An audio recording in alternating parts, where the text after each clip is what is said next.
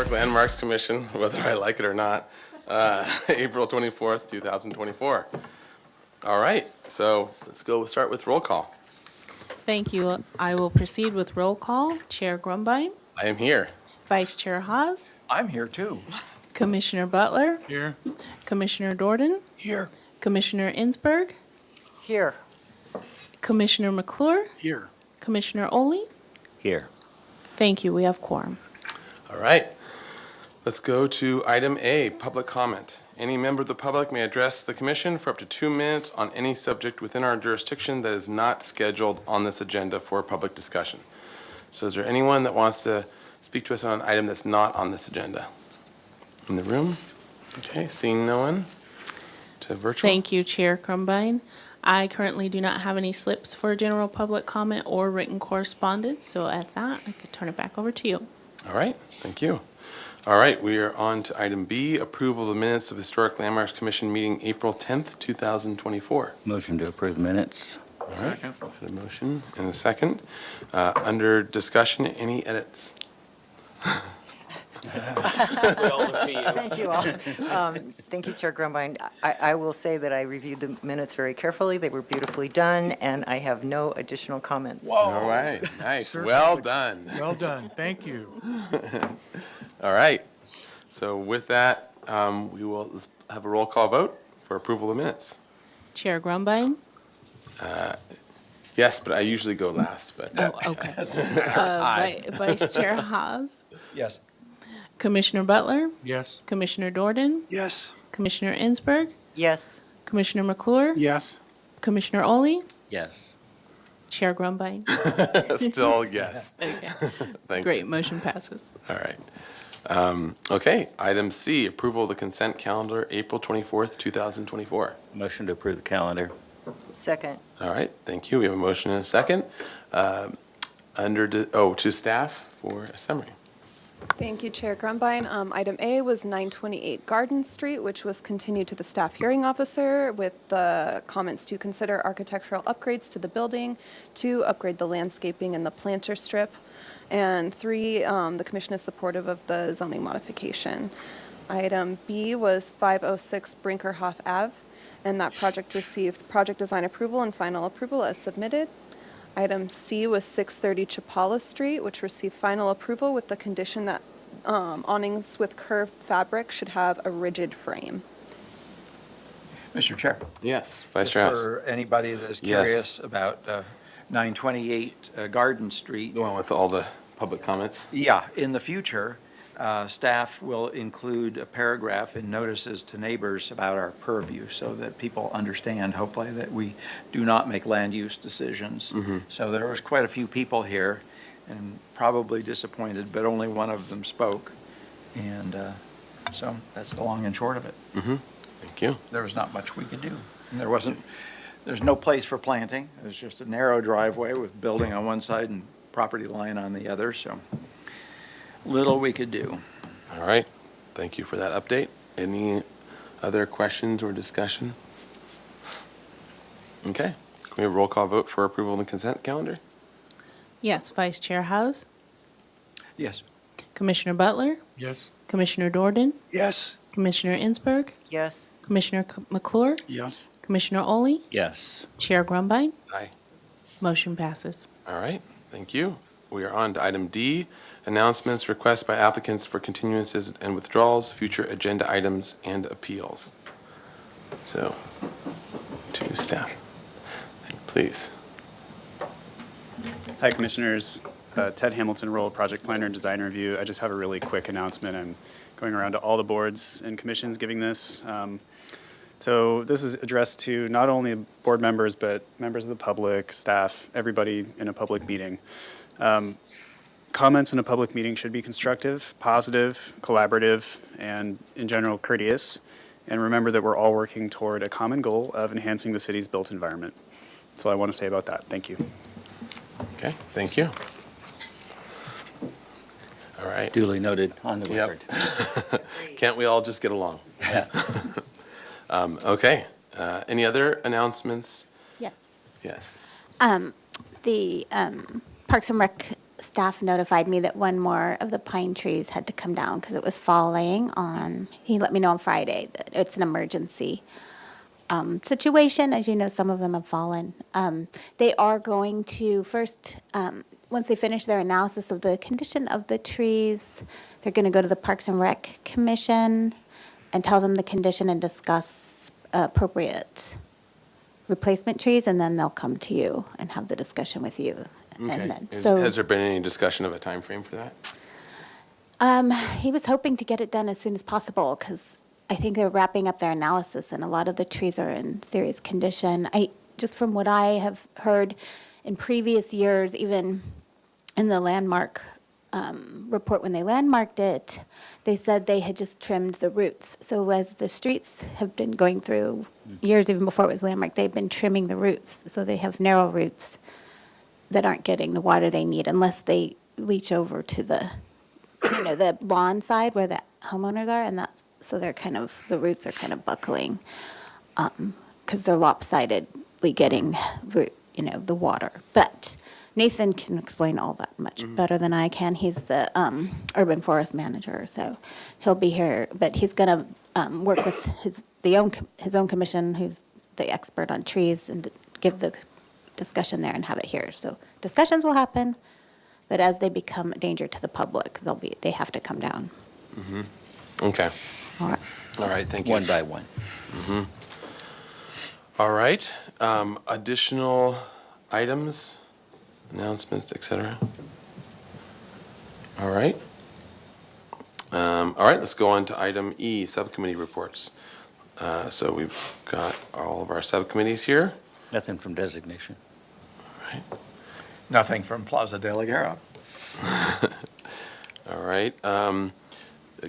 Ms. Ensberg, Commissioner Ensberg, did you want to touch on the State Street Interim Working Group? Yeah, actually, and also, I think, isn't Commissioner Dordan, aren't you on the Objective Design Development Standards? I believe that may be coming to Planning Commission this week, is that true?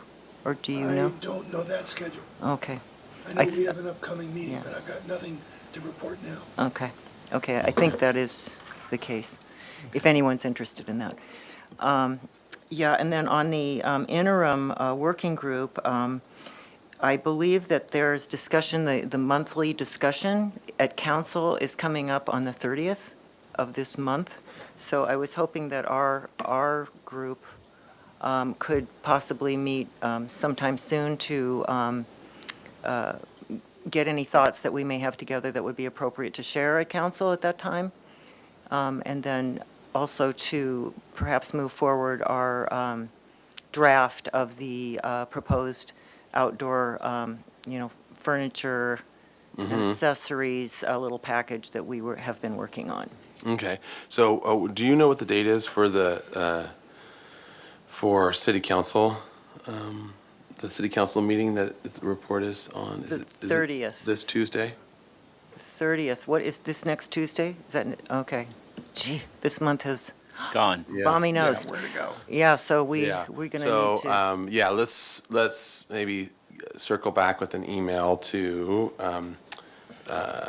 who's our connected point person now? It's not Brian. Is it Sarah Clark, I think? Or you mean to council? To staff for getting that on for council for Tuesday, if we're gonna do it then. Otherwise, we'd have to do it, we need to do it out of sequence, because it would be not this month. We could do it in like 2 or 3 weeks, I think, but I think it's regularly scheduled. It's as regularly scheduled once per every month, once, and it's yeah. the 30th, so. Yeah. And I think, we no longer have the help of Brian I know, Bossy, so I think it's. And Tess, Right, is so out it may too. be Sarah Clark. yeah.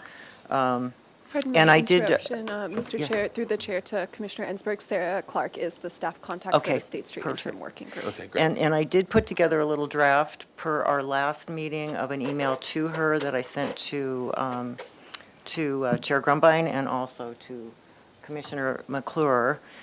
So if that was appropriate, we could send that on. But that's only related to the FF&E part of it, not the sort of big picture. Yeah, interim so part. maybe we can afterwards, after our meeting, at the end. Hopefully it'll be early, or better be earlier, because our last agenda item is at 2, I think. Yeah. So maybe we'll circle back. If we could That all would be stay great. and let's That would get be a great. game plan and see what we can do. Yeah. Reach out to Sarah. Okay, Okay, great. excellent, thank you. All right. Okay, any other, We're on this. we're on subcommittee reports. Commissioner Lenvick. Don't you have your little work groups? No? Okay, so, sorry, did you, in terms of State Street Advisory, I'm assuming that's what you're referencing? Yeah, no, we have not had our work groups yet, so nothing's Okay. happened in the last month. Yeah, okay.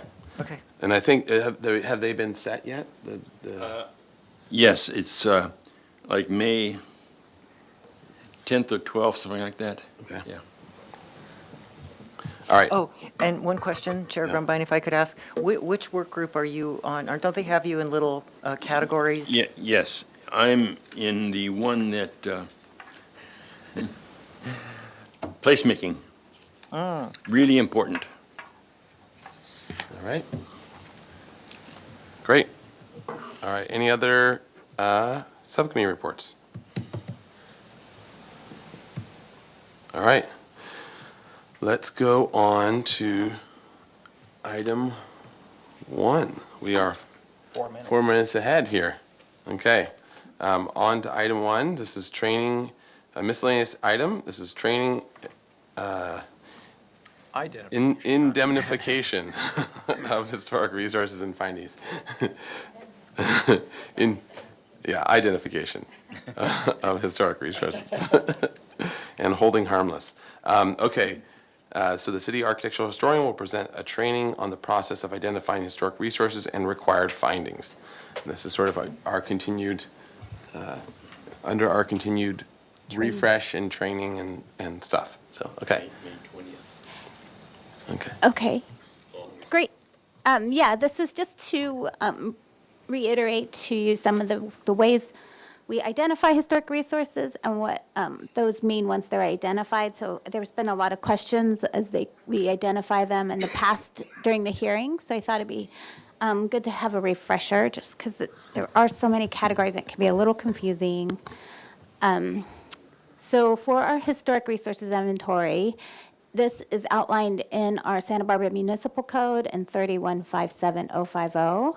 So you can add things to our historic resources inventory in 3 different ways. By the results of a professional survey. So our last professional survey was of the Lower West Side, and that everything that was identified as historic in the survey was accepted by the commission and added to our historic resources inventory. And also when we have a historic structures and sites report, if those find a building eligible for designation and you agree, they are automatically added to the historic resources inventory. And then evaluations by the architectural historian when they submit for a permit.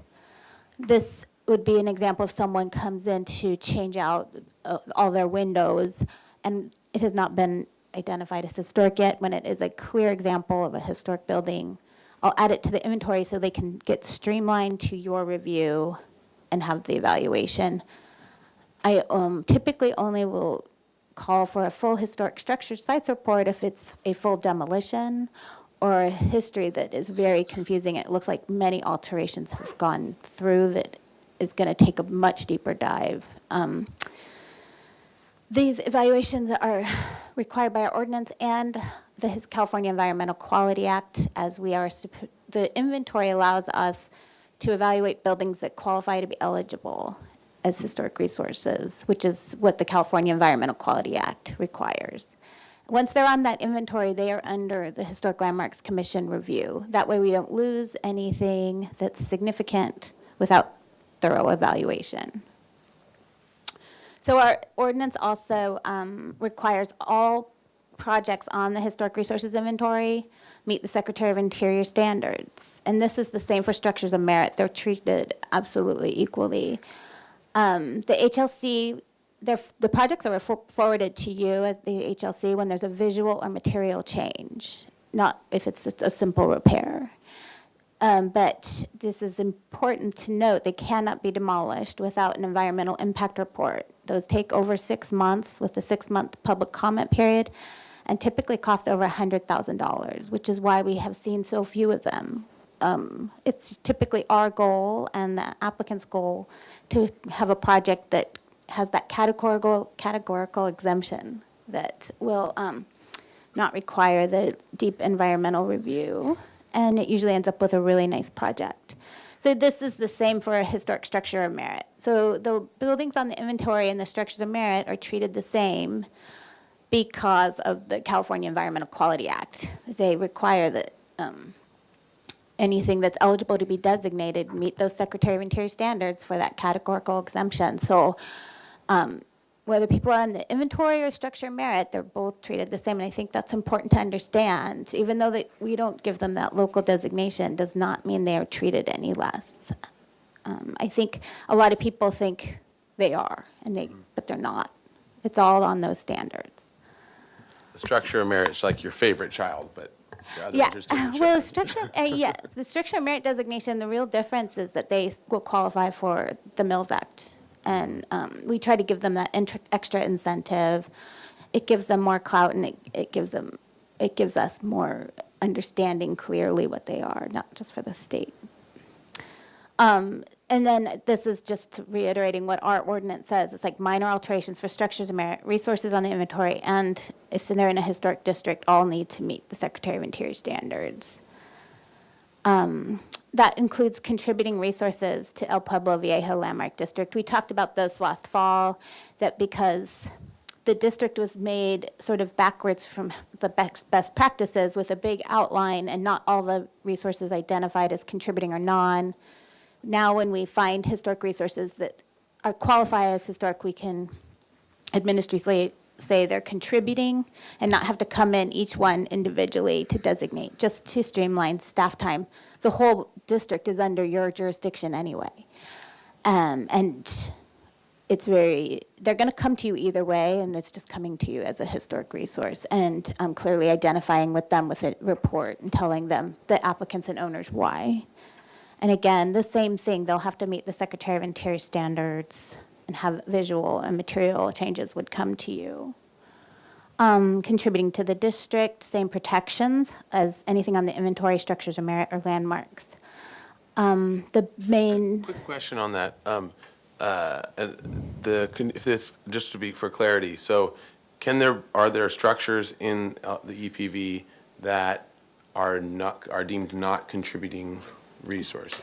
Yes. I And think those are the ones, if they're not historic in any way. they're non-contributing. Then they're non-contributing, and then they just follow the regular design standards, right? Okay. And Just want to make sure that, we identify them for you on the agendas. They'll say Contributing. within El Pueblo Viejo, contributing.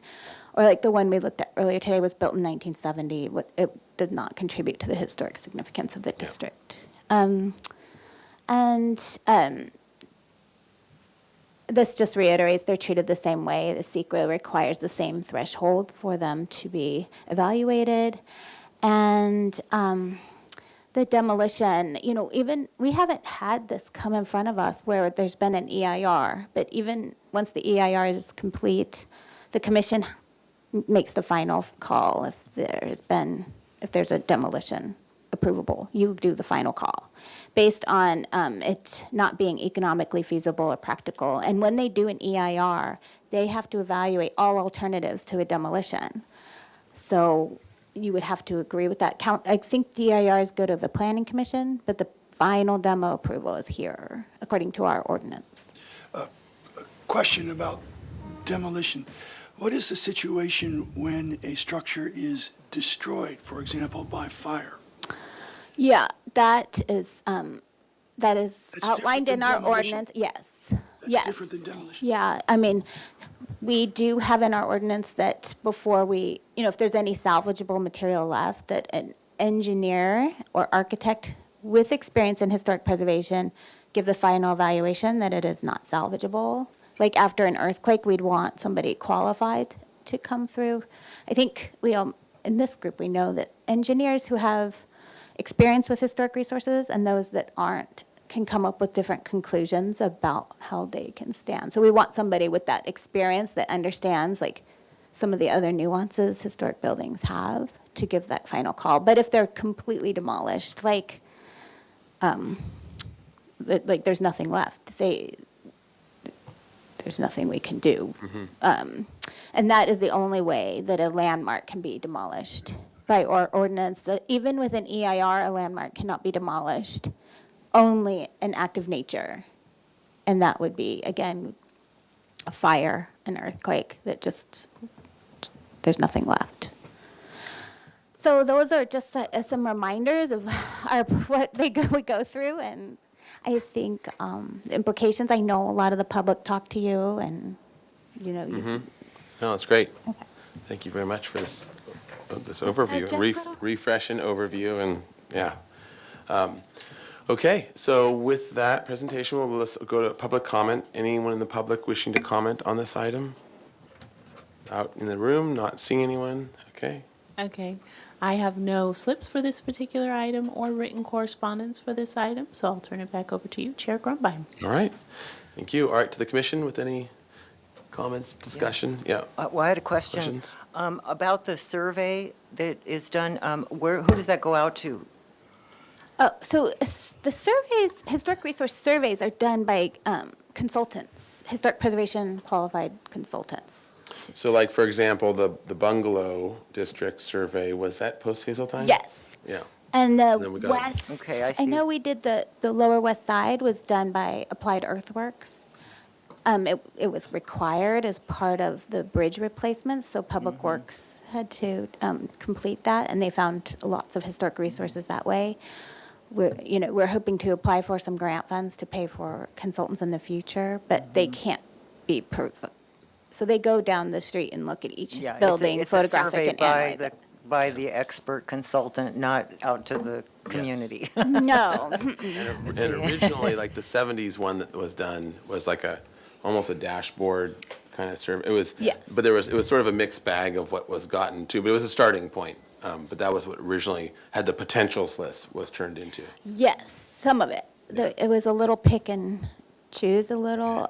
Like when you go through it, we've identified many more buildings Yeah. that they didn't think were significant then. Or that survey was excellent because it gave us a ground base. What they really did well is find all the years the buildings were built, and then we expand upon them now. But we hope to do some. And maybe like In the 4 or future. 5 years ago, we did a house cleaning of that, where we went through all of them, I think, and there was a good handful that we found that weren't like they had been drastically either changed or there wasn't actually much there, and so it was that we kind of cleaned up that list, right? Yes, we cleaned up the list, re-notified all the owners that they're on the list, gave them the option to be designated, and that's how we really increased our designated properties. We designated several hundred through that process. Yeah, so we're kind of cleaned up on that. One other thing, I just want to, I really appreciate this information, and I think the more the better.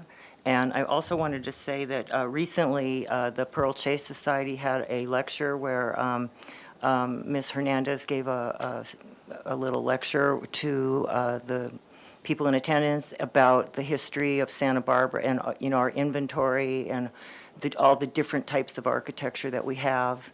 And it was really excellent, and I really appreciate that. And I just think that the more that we can educate, especially now, there's a lot of, to the younger people that are, maybe not as knowledgeable about the history of the city. I just think this is really an important thing to do, and that we should keep thinking about it and finding other ways to, reach out and get that information out there. Yep.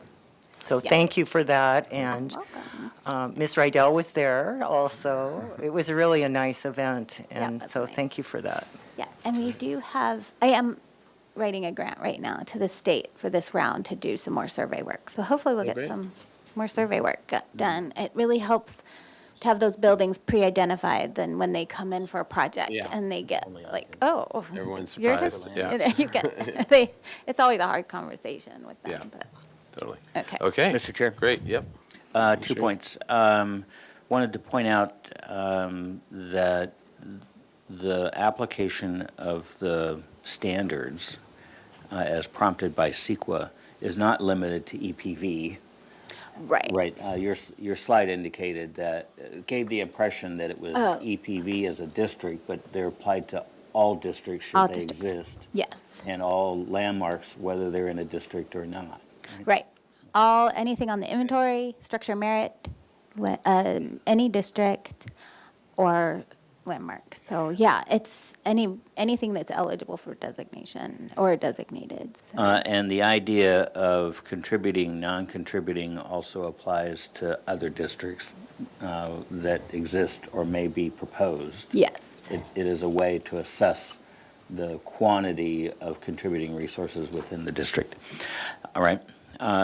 Second, I got the impression that the last time items were added to the inventory list as a bulk, I would say, you didn't mention the African-American context. Were those properties identified, added to the inventory list? They were, because we considered that as a survey. Yeah. Yeah.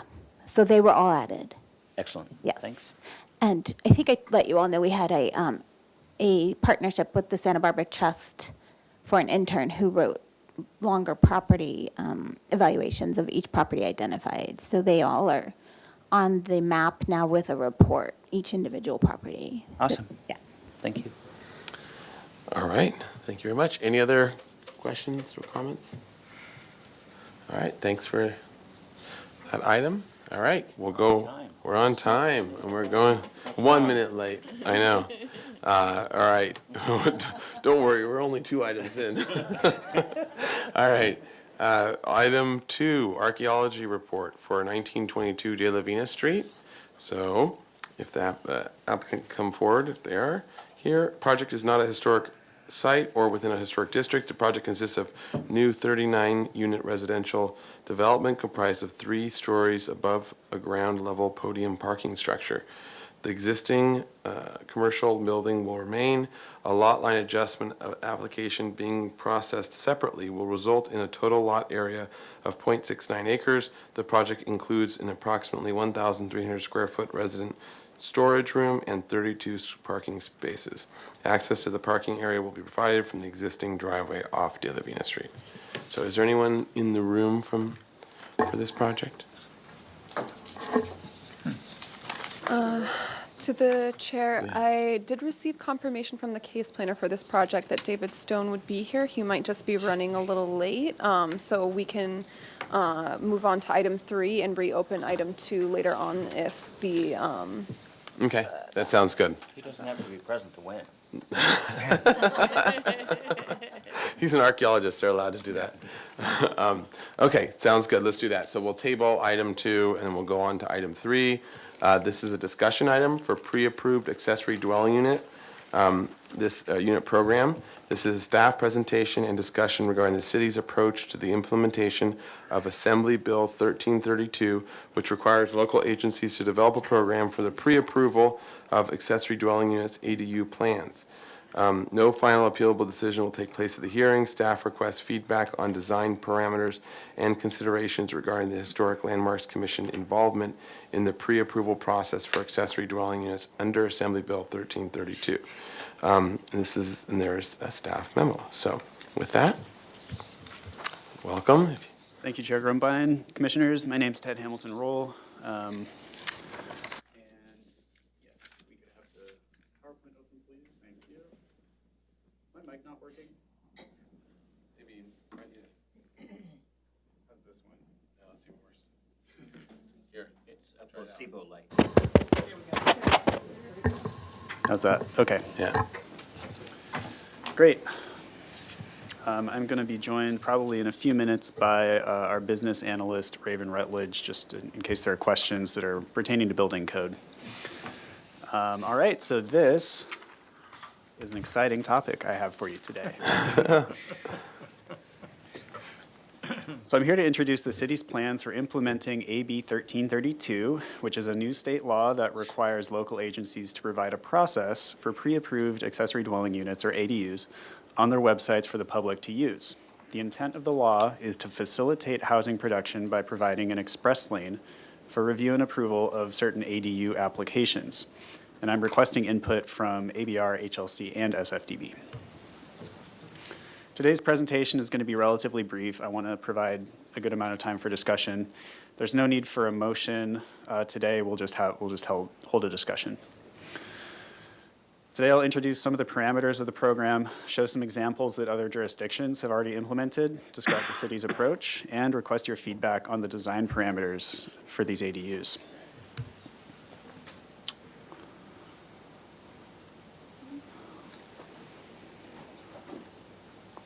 Your colleagues have arrived. Oh, hello, thank you. So we have Raven Rutledge, business analyst. We have Eric Swenemson, who is a senior plans examiner. And Jose Barajas, remind me your title. I oversee plan review and building management. Plan review supervisor. Okay. Thanks very much for joining, folks. And we have, I'm noticing that we have some interesting subtitles here. I don't know how to turn that off. I really don't want those. So I'm going to pivot. Okay. All right, now that I'm not being transcribed like that. So the state law makes permitting an ADU faster and less expensive by cutting down on consultant costs and plan review time. The law requires local agencies to create a process for pre-approval of ADUs, and our goal is to go a step beyond that by opening a call for design entries and have at least one pre-approved ADU plan on the city's website by the end of the year.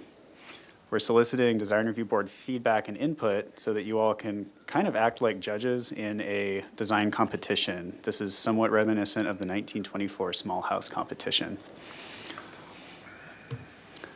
So this law only applies to detached ADUs, and the city is further limiting the parameters to ADUs that are 1 story or a maximum of 16 feet in height and between 400 and 800 square feet.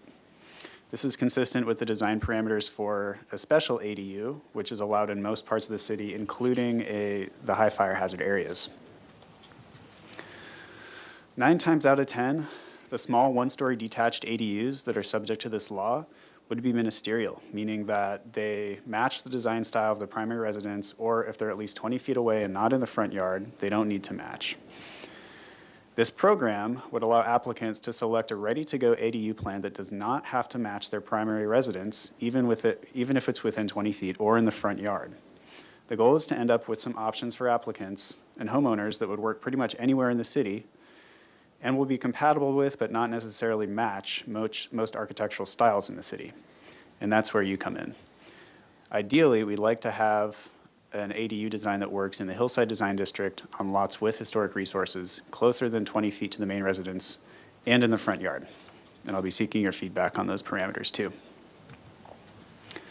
Your participation in this program will make the program much more effective and will help the city provide homeowners with an expedited, lower-cost option to permit ADUs. Getting plans pre-approved at design review means that we end up with a better product for homeowners and applicants and a better design outcome for the city. If design review boards and commissions opt out of this program, then there would be 0 architectural review of these pre-approved stock ADU plans. In other words, if you decide you're not comfortable reviewing these, then they're not going to get any kind of architectural review. Here are some examples from other jurisdictions. The County of San Luis Obispo has modern and farmhouse-style units. You can see we have a floor plan here. This would be a standard floor plan, and then you could kind of change the shell outside, so you have different styles following the same floor plan.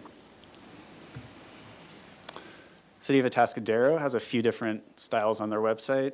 We've got a coastal ranch, a sort of craftsman-esque bungalow here, and California modern and beach bungalow. Carpinteria has 2 different styles with a multitude of options for finished materials per the applicant's preference. I'll be asking for your input on whether you like the idea of having a list of options for finishes or not. As I mentioned, design review board input is not required as part of program implementation to comply with state law. The city could proceed with implementation without consulting design review boards. However, staff recognizes the added value that your input and expertise brings to the program. Hence, we are seeking your feedback. Your role in today's discussion is to guide staff in an advisory, collaborative role to help set design parameters for these one-story detached ADUs so they work on most sites and in most situations. As I said, you'll effectively be judges in a kind of design competition. Later on in the summer, we're going to return with a batch of proposals that we receive, hopefully, for some pre-approved ADU designs. At those hearings, we'll ask you to weigh in on each design, ask questions and provide comments, and then take a straw poll on whether you think the design is generally acceptable for use. We won't be formally approving, or you won't be formally approving or denying the designs as part of an appealable action, since these ADUs would be ministerial and not subject to your review anyway. In other words, you'd see them once in July, maybe twice, and then that's all you would see of them. They would just be able to use on the city's website and be processed ministerial from there forward. Also, as part of the pre-approval process, you won't be required to make any findings, since the ADUs won't be associated with a formal application for a project on a parcel. These will just be buildings, essentially, no site. So when we return in July with that batch of proposals, they'll be scheduled on the agenda as a design review consultation with no appealable action. You'll be evaluating the design's general consistency with applicable guidelines, i.e., is this design a good version of a craftsman bungalow or a Spanish colonial revival cottage? We're looking for your opinion on whether the design would fit within most neighborhoods and in most architectural styles so that it can be pre-approved without having to return to design review as part of a project application. Again, I'll emphasize that instead of a formal approval or denial, we'll be asking you to take a straw poll, basically a thumbs up or thumbs down on the design. A negative straw vote means the ADU plan does not get vetted by the design review board and does not proceed in the pre-approval process. The applicant can choose to resubmit a revised design for a new design review consultation at a later date. An affirmative straw vote, on the other hand, means the design can proceed with building code review and get the city's pre-approval for use on the website. Our preference is to have one concept review per project.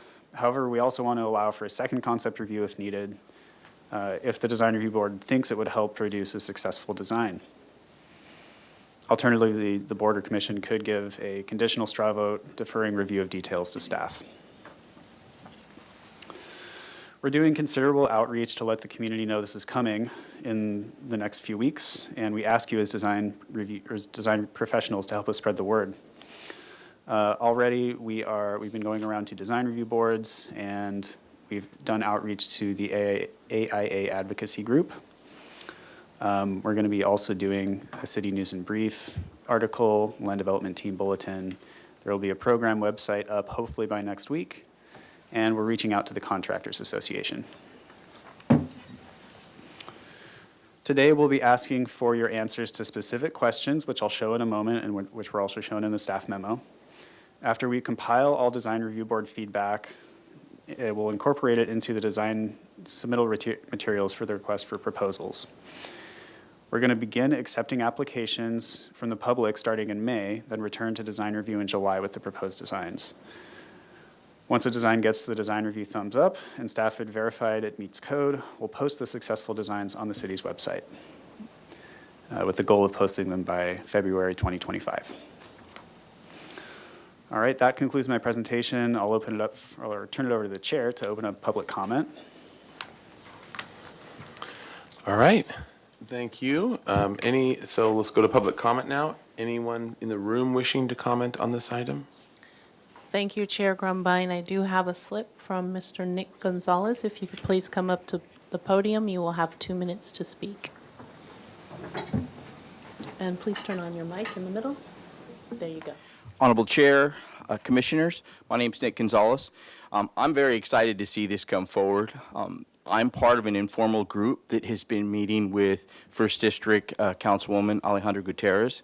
Ironically, before this was even announced, there was a group of us, property owners, some small contractors, just business people, general people from the community that had been petitioning Alejandro Gutierrez to bring forth such a program. We all are well aware that housing is probably one of the biggest pressing issues in the community, and we feel that this streamlined process is going to really help to provide additional housing opportunities for members of the community. But what was most important in the group when we spoke to different people was one of the biggest fears with a lot of property owners is what's going to be built next to me, right? The built environment. I believe this is a great opportunity for the commission to design some programs. If you have, I would agree with what I read in the staff memo of 3 different types of design programs that are pretty much compatible with most architectural standards or designs in the city, is that a homeowner's going to be more inclined to pick something that's streamlined and ready to go, that looks something like the residence they have, rather than end up with a hodgepodge of different types of developments on the property. So we're excited because, again, we'd been petitioning Councilmember Gutierrez to bring something forward similar to this. We also looked at other cities and other areas. For example, the city of Santa Maria, I think they processed 400 plus ADUs because they have a streamlined process last year. That's a lot of new additional housing that can ease our housing problem. So I'm here to speak in support of this process, and hopefully you'll embrace it and run with it. Thank you very much for your time. Thank you. Thank you. Next, we'll have Loy Beardsmore. Please approach the podium. You will have 2 minutes to speak. Thank you, Commissioners, for allowing me to speak. I want to express support for the ADU-approved program as proposed. The pre-approved plans are an essential tool to keep some architectural standards and simultaneously help meet the need for creating more housing. It streamlines the process, meets the requirements of AB 1332, and it also, most importantly, addresses the housing shortage. The law states that an agency can use these plans approved by other agencies, so it just really makes sense. I'd also suggest that you find designs such as Spanish colonial craftsmen, like the staff has presented, and make them available for studios, 1 or 2 bedroom apartments. But the exterior would always stay the same, so it just seems like a really great plan. The reason that people will be inclined to use a pre-approved model is to save time and money. I have a neighbor who is a former city planner, by the way, and she spent almost $80,000 to date on plans, et cetera, and has pretty much little to show for it. So things like this would be very beneficial, and at this point, she's holding off, waiting to see what happens. If applicants don't use the historical, if they don't use the HLC plans, the applicant can design whatever they want, and I don't think that's what any of us want. This would allow you to have the design elements incorporated into these new units. And also, when it comes to the high fire danger areas, using proper materials that are fire resistant would be really helpful as well. So I'm hoping that you'll really embrace this and give your feedback and really appreciate what city staff has done and what your input will be. Thank you. Thank you. Thank you. Thank you. We will continue on with virtual comment. At this time, I see no hands raised to make virtual comment, and we did not receive any further written correspondence on this item. So at that, I will turn it back over to you, Chair Grumbine. All right, thank you. All right, to the commission for questions and discussion. I think we don't need to do, we're not doing a motion or anything, so why don't we just kind of talk it through and ask questions and understand more and come up with at least some comments that we can agree on. So does anyone want to start with some questions or get clarity? Sure. I'll start with a couple of questions. First of all, just to reiterate the point and make it clear, this would be optional for a homeowner. If a homeowner had a particular situation they wanted to design their own, that would still be allowed. Yes, Commissioner Jordan, that's correct. Okay. This would just be another avenue for a homeowner to pursue. A question about ADA compliance. Is that a required element of an ADU now? And if not, should it be incorporated into the plans we're talking about? ADA compliance. I would defer to my building and safety colleagues. Mr. Barajas. Good afternoon, Mr. Chair and Commissioners. So ADA would not be applicable to R3 occupancies, which is what this would be, single-family dwellings. If you get into a situation where there's multifamily, that has its own track under a separate code. These would be reviewed and plan check under the residential building code. If there was multifamily, that would be under the California Building Code, which then Chapter 11B comes in, and when we look into accessibility. Okay, thank you. All right. Additional questions? Yes, Commissioner McClure? If a homeowner were to select one of these designs, does that come with a working drawing set and that all the structure's done, and do they just buy it, or do they just get it, or? Thank you, Commissioner McClure. That's the idea. So essentially how we want it to work, and I think how other jurisdictions have implemented it, is that the pre-approval process will vet the designs at the city here in terms of the design review portion. So we'll look at the architecture through the design review boards. Then it'll go through a comprehensive building code plan check, in which structural will be, I would say, we're still kind of figuring it out, but I think 95% addressed. There are still certain situations where you couldn't fully address structural. It's on a site-by-site basis, but Because of soils or something? because of soils or topography. But the idea is that the applicant would be able to go to our website, the city website, click on one of these plans, check it out, and then refer it, our website would refer it to the designer, whoever originally designed it, if it's a design review firm in town, an architecture firm in town. And then the applicant would then contact the design firm and be able to purchase the plans from the firm. And then would an architect be involved to locate it and then show that it's 4 feet from a property line and all that? So there'd still be a consultant kind of involved? There could be. I believe with a single unit residence, at least, if it's located on a lot with a single unit residence, I believe the homeowner can just submit the plans. But in general, yeah, we'd probably be seeing architects, planning consultants, drawing up a site plan and, yeah, adapting the plan to the site. So along a little bit more on that line of questioning, and maybe as it ties to the review process as well. So typically I would say to get a good design, we're seeing maybe like a 50%, like for final approval, we're seeing maybe like a 50% CD set in terms of construction documents. It's maybe not all the engineering, but there might be some. The details, most of them will be there for, especially all the exterior details, showing size of wrought iron, size of beams, profiles of beams, a lot of those sort of sensitive aesthetic details that really go with the language and the style and that. So how is that?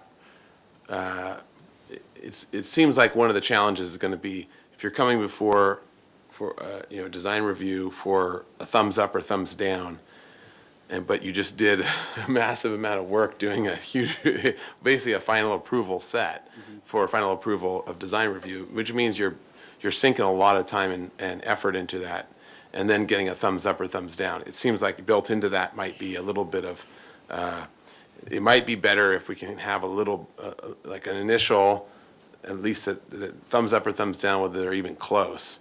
But then, like, if they're, rafter tail size is off, maybe it should be a true 3x for a craftsman or something, or profiles or things like that they're close, but they're not there, but then they haven't done a bunch of work as part of this submission that then just gets turned down because they're, they're not close enough to get like an almost thing or something like, I don't know. I don't know. It's a question of what has been the discussion behind the scenes trying to figure out. Obviously, this is a weird thing. This is not normal. You guys are inventing a process to get, which I think is very creative and good. I think what you're trying to do, which will get a better product in the end of housing for the city, for sure. It's going to be better than if it wasn't done. So I definitely agree with that. But I think that seems like there's some potential snags on that route, and I'm wondering if what has been the thought behind it, or if there's, yeah. Thanks, Chair Grumbine. The idea is that applicants would come in with basically final approval plan sets. Like they would have all the details, colors, materials. This would be pretty darn close to what you'd see for working construction drawings. They would be enhanced, after the building code review process and kind of more thoroughly vetted on that side. But the idea is that they'd come in to design review in July with all the architectural details ironed out. If the commission or any other design review board had comments and wanted the applicant to come back, we built in a little time in the timeline here to allow for maybe one extra hearing. Ideally, we'd get through the board with this batch of proposals in that time. We also have no idea how many proposals we'll get. We don't know if we'll get 5. We don't know if we'll get 50. So we won't know until we get some projects what this is really going to look like. Chair Grobine? Yeah, Commissioner Hansberg. Well, first of all, thank you. I think this is a really, really great thing to do. I have several questions. When you say optional, does that mean that, well, okay, let me back up. As I understand what you're saying is that there would be, like these other cities, the examples you showed us. So we have these examples, Spanish, Craftsman, and here it is, and they fall into these parameters. They're, 1 story, the items that you said, 400 to 600 square feet, match existing. So it checks all those boxes. And then you have this choice of, let's say there's 4. We'll say there's 4 different styles. And so would the idea be that you come in with your project that is one of these styles? You have designed it. It's not a package on the shelf that you go pick off. You're designing it, right? Or you're getting it from somewhere. Maybe it's a prefab or something like that. But you're saying, this is my Craftsman ADU that is matching my existing house and meets all these criteria, yes or no, right? Like, is that the idea or no? No, I'm sorry. The idea, and that's a good distinction to make, the idea is that this would be an off-the-shelf type of plan, that an applicant could just go to our website, get referred to the designer, and go with that plan that they selected. It would be that exact style. Okay. An option, it depends what we get from design professionals, and we really hope to see a variety of things. Within, say, the Mediterranean general architectural category, we could have subtypes like Pueblo, Spanish colonial revival, whatever else. And we'd have several different options, a bunch of different options ideally for people to pick from. But that you as the design review boards and commissions would be seeing these and vetting them prior to them going on the website. Okay, yeah, right. So in this process that we're trying to get to that point of having this product that people could choose, and we would have the correct number that would, so if your existing house was Craftsman, then you could pick this one that would match, right? You pick the Craftsman one to go, if that's the direction that is recommended. Not necessarily. So this law, or the way that we're proposing to implement this would be that even if you have a Craftsman home, you could select one of these pre-approved ADU designs that is some other style. The idea is to try to get to a design for these ADUs that is mild, general enough that it can kind of work anywhere. We don't know if that's really going to be feasible. We think it will be, since these are 1-story detached small structures. But that's why we're coming to the commission for input, to see if there are any other parameters, like should these only be allowed in the backyard?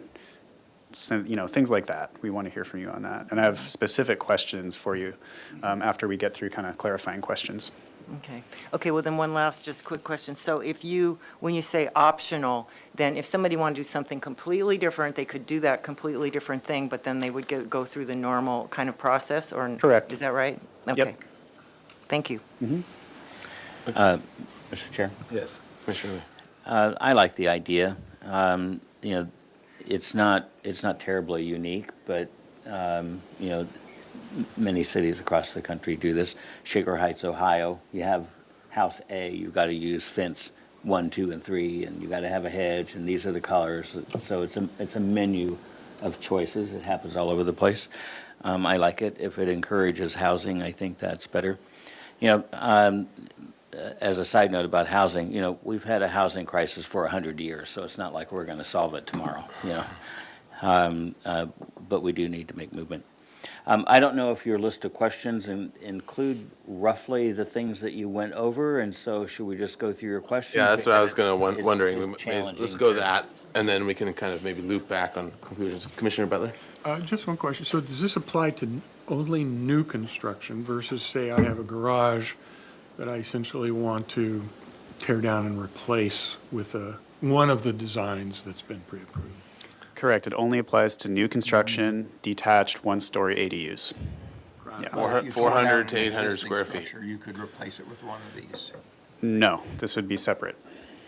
But if you tore down an existing structure, then you got a clean slate to start with, and it'd be no different than if you had a detached garage and you tore that down. I guess it's nuanced. If you're converting a garage and doing substantial redevelopment, then it doesn't apply. I suppose if you are. Unless one of the types was converted garage with large opening and big glass doors. Yeah, I believe that's correct. I wish I had a zoning pro here. But I think partly to answer, it seems like the way you're setting it up, it's a construction set of drawings. So anything existing, it's not going to end up working because it's going to be different from whatever you have. So this seems like it's a kit.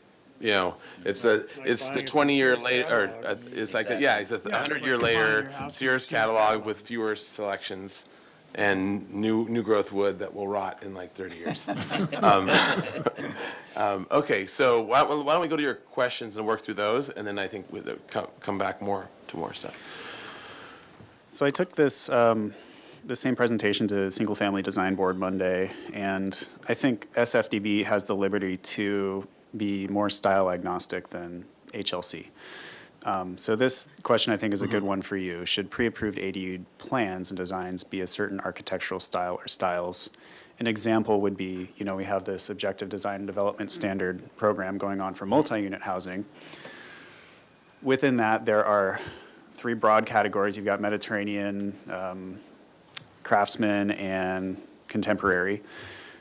I think you're all familiar with that. So one thought would be, should we limit it to those 3 styles? Or are there any styles that should not be considered? So I'd like to hear from you on that. So, I want to ask even a bigger question that's attached to that question, which is, it seems like there's one way to play the game where you have, all these pre-approved styles and houses within those styles and all that. And then you can say, one way could be, you could say you can match your house to whatever style that is, if there is a style, so craftsman or whatever, or pick from these a couple more generic ones, more generic vernacular. But I think the question itself stylistically is an interesting one, where there are sort of purist styles and then there's blends of styles, right? And so the blends of styles might be part of what people are saying, like, well, if you're only going to have one type, then having this blended, simplified, not really sort of a neither here nor there style could kind of go anywhere. But if we're going to have hopefully a number of options or things that are coming out there, then do you need a generic vanilla, kind of one size fits all, or can you have, like the objective design standards does, where it's like in these regions these styles are applicable, in these regions these styles are applicable, and there's overlap where craftsmen can be in 3 different regions, and modern can be in 1 or 2 or whatever, and it could be regionalized in the sense of the city. So it seems like before answering the specific question, it seems like also the bigger question is, can you differentiate by, are we allowed to suggest or argue that we should be able to differentiate by neighborhoods or by regions or swaths or whatever, if we're going to get more than one design? Yeah, I don't know. On that note, Chair Grumby, I guess how I feel about that is that it depends on the location of the ADU. If it's behind the house and it's not visible from the street, then my view would be it can be whatever it wants. They can do anything. If it's in the front, then I think the most powerful piece is you have these smaller little things throughout the city. I think it would be more powerful and more beautiful if it matched the house. So we should have, in my view, it's just one person's view, if they are visible in the front, that they should match the style of the existing house.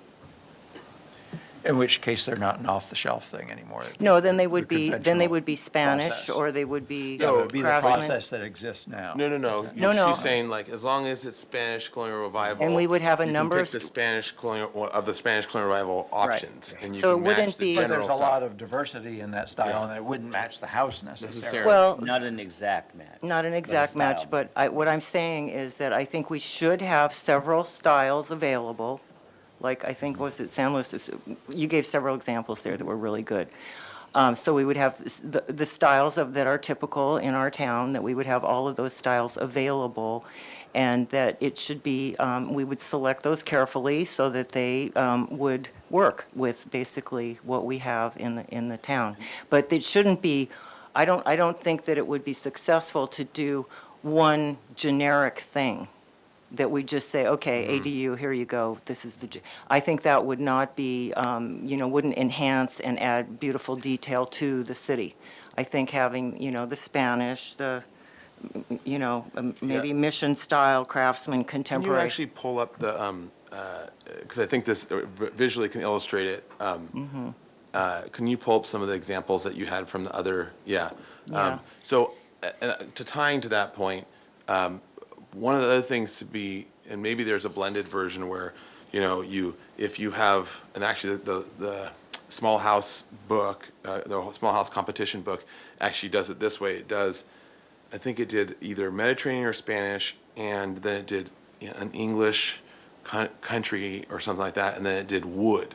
And under wood, it had siding, and it had shingle, and it had, sort of, and it might be that it's more broader, like Mediterranean and wood or something as types, where if you have, clapboard siding, or you have whatever, if you have shingle, if you have wood, then having a wood and wood in the back or something like that, where there might be ways of where it doesn't have to be only one very, very particular style, but a slightly more Right. like a palette. And not to get, try to control our enthusiasm and not get overly anal about it, but to have, like, these are some really good examples. Now, we don't have Spanish there, so that would need to be added. But as long as it's, provides a good little house that could tie in to the existing, I think that's the goal, and not getting too crazy about, like, the objective design development standards having, like, that the trim has to be 2 inches. Well, I don't know about that. So Well- that's actually where I was going to go with this as an example. Like, if this came to us right now, I would, and not to bag on Carpinteria, but the question of, like, what is the language here? And there are some subtle things, like the porch posts with that gable sitting on, like, that's probably like pretty wimpy treatment. And whether there should be a bracket there or doubling up the post or other things, there would be some subtle tweaks that I think if we want to try to get it to the Santa Barbara level, and this is not a lot to have to tweak, but I think especially if we're talking off the shelf stuff, let's get the off the shelf right, like really right, because it's going to be repeated a lot, and with a little bit of effort up front, and I don't think it'll take much. I think we can, if this is trying to be, I don't know if it's just sort of a vernacular, but if it was a vernacular, it's not trying to be craftsman, then maybe the wrap on the door surround doesn't have it as a lintel where it's like a craftsman lintel almost, it looks like from here, and maybe they just wrap it normally all the way around and 45 it. But whatever the case, we can get into those kind of little nitty-gritty stuff. If it's going to be a repeated thing, I think it really should be like actually dialed in very well, which won't be hard with a little house. Mr. Chair? The aspect of this proposed program that I find most troubling is allowing them in front yards. I agree with Commissioner Ensberg. If they're out of sight and behind a house, I don't care so much what they look like. But I also wonder, I'm sure you're not suggesting they could be in the required front yard. They'd have to be behind the setback to the house. Is that right? Vice Chair House, that's correct. They would need to be at least 20 feet back from the front lot line or meet the minimum setback for the So zone, there might not whichever is be a greater. lot of situations in Santa Barbara where there's enough room to put one of these. There wouldn't be. Yeah. You might see it on a large lot where there's, Right. a lot of space between, there's a lot of front yard. You might see it on a long lot that doesn't have much of a rear, but it's got like the main house is over here and you have your ADU area over here. Yeah. So it's not frequent, but we do see ADU proposals in the front yard. Most often, this type of ADU is proposed in the rear, though. Yeah. Mr. Chair, one comment. I understand as you're presenting this plan to us, it would be a call to the design community in Santa Barbara to provide proposals. So we're hoping that the local design community is sensitive to the local character. But it also strikes me that given the dimensional parameters of this, these are going to be, and the budgetary concerns, these are going to be modest, small places. So there's a question of just how much style can a small building carry. And I think one of the goals is that what we want are simple things, not plain things.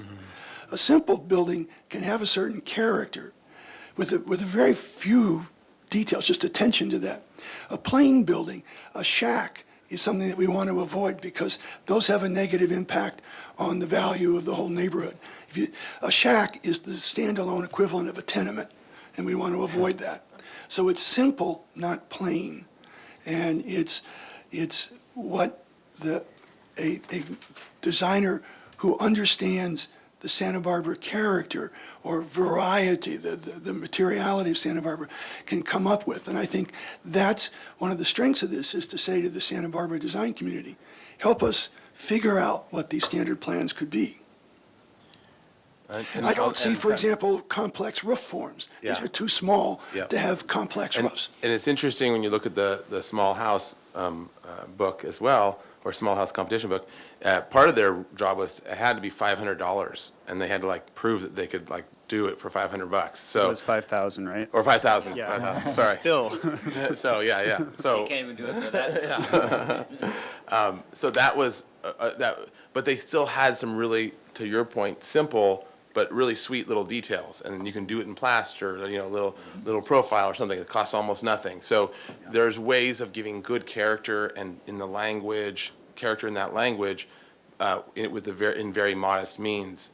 That's also very appropriate for the size and scale of a structure. So, and then you don't have to have terrible materials like vinyl and even fiberglass. Mr. So, Chair? yeah. A garage conversion is usually 400 square feet or less because they're often non-conforming older garages. But this program would allow a building up to 800 square feet, which is twice as large. So they are getting kind of large. So that's a concern I have. Not that they can't be done fine, but I mean, they're not, an 800's not a small thing to impose on a site.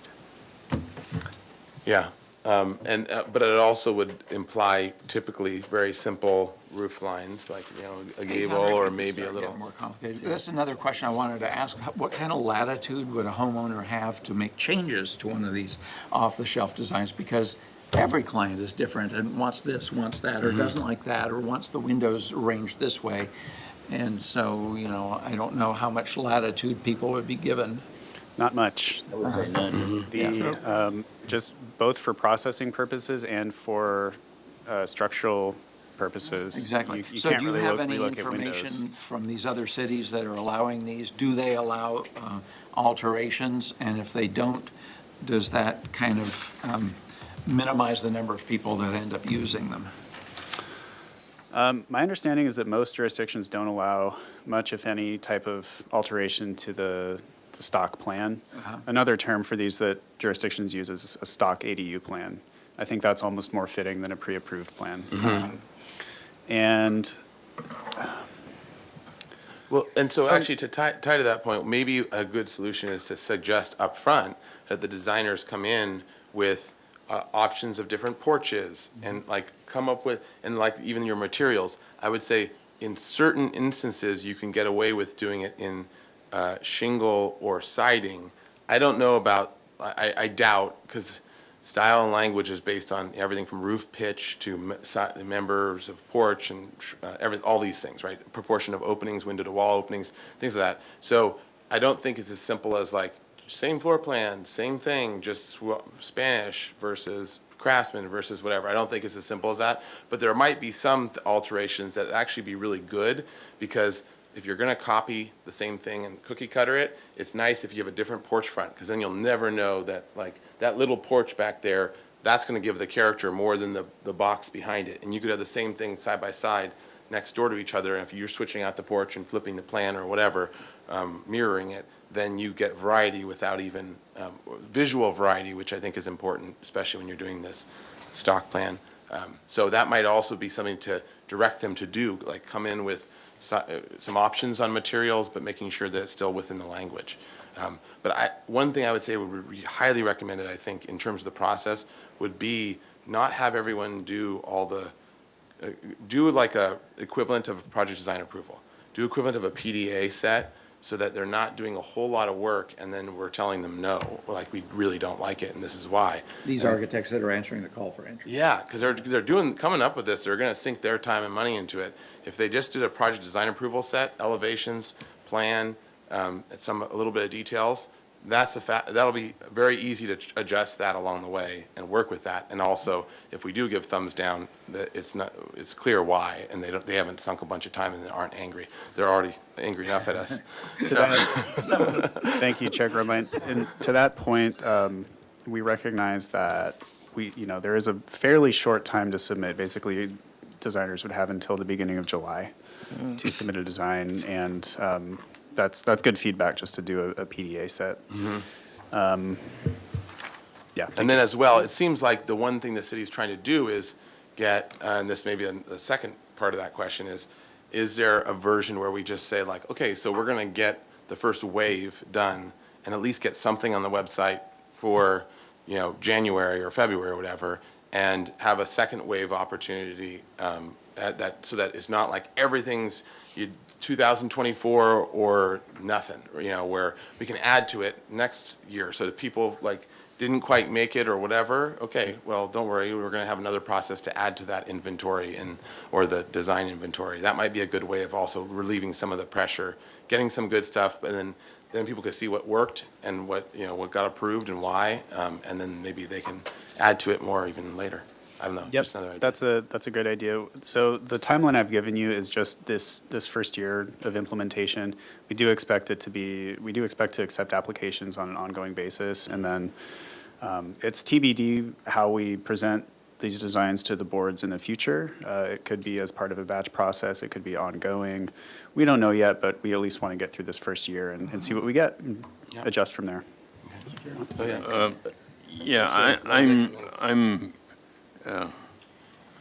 not sure I'm excited about this or curious about it or depressed.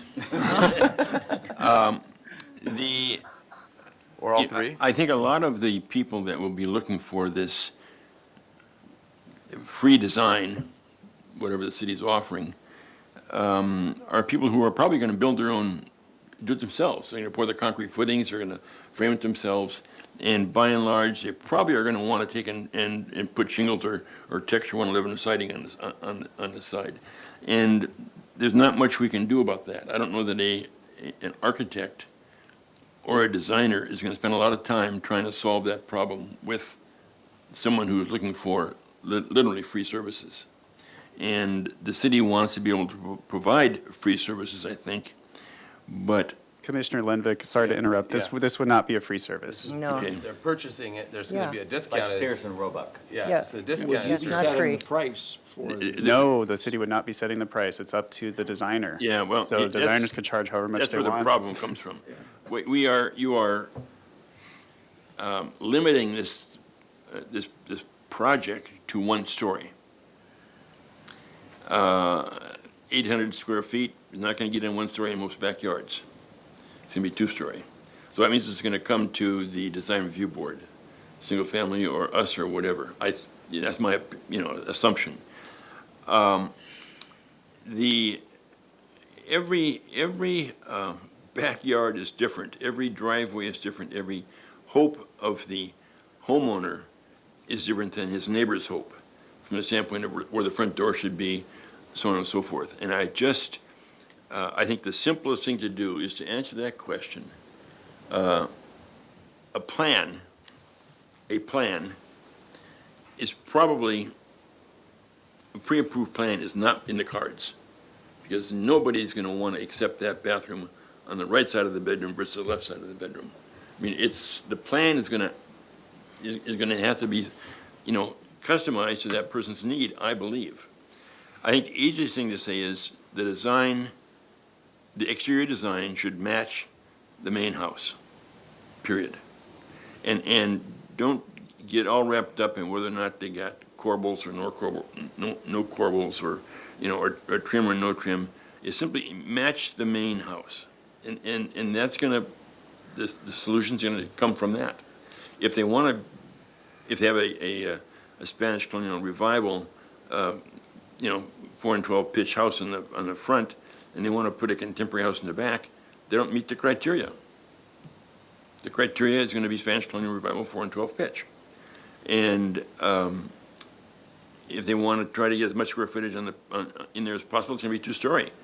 It's going to, so I don't think we ought to get involved in vetting plans, the floor plan, or the site plan. But I think we should insist that the exterior design matches the front of the house in all aspects, the front house. Just to sort of drill down on that one, because I generally agree with that. If we have a lot of designs especially, and we have a range, then having it match makes total sense, and that's where I would lean as well. And even building the inventory towards that so that people have more selection to choose from, but that still at least generally matches the house. The reality is right now our style guide has, like 13, 14 styles. So, and that's not all the styles in Santa Barbara. So in some way, if we said Mediterranean, or at least some generic way, or at least generic until we had more stock, because it might be that no one does a Tudor revival, example, especially if it's 16 feet, it's going to be hard to get the pitch. That roof is going to be like 5 feet. It's going to be a dollhouse. Yeah, exactly. 4 and 12 feet. So, but I think there's going to be some things like that. But it might be that I could see some sort of a hybrid where match the house if it's a set style of these 3 styles or whatever the most common, and then if not, this more generic vernacular that's kind of isn't offensive to anything. I would lean very hard against allowing. I agree that with the back is best because then you don't see it as much, but in plenty of situations you will see it. But I don't like the idea of having a historic house and then having this modern box sitting there. And I think that modern can be done in certain areas well and good, but this is a one rule fits all kind of thing. And so I think having it match the house, if it's a modern house, then it can work just totally fine. But at least if it's matching the house, it's a pretty easier fit without having an additional design review or additional review to make it work. Chair Grumbine? Yeah.